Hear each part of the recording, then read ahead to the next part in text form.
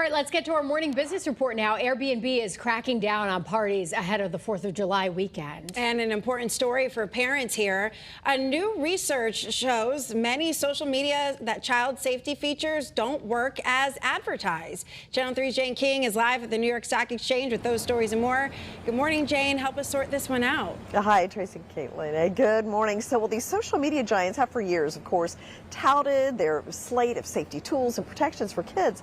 But for more than half of those, turns out they don't work as advertised, at least according to this new research. Now, the researchers at the Cyber Safety Research Center tested 86 youth safety features across TikTok, Instagram, Snap, and YouTube to examine whether they work as described and whether kids could realistically find and use them.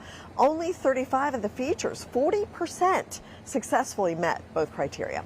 Well, a slew of U.S. companies are getting financial windfalls this week as the federal government rushes to disperse billions in tariff funds before the end of June, today basically. The High Court's decision, which said that the IEEPA did not give the president authority to impose tariffs on businesses, paves the way for some 300,000 companies to be eligible for refunds on tariffs that they paid for over 53 million shipments worth $166 billion. And Airbnb is rolling out its anti-party technology ahead of the July 4th weekend to address the risk of disruptive parties at its properties.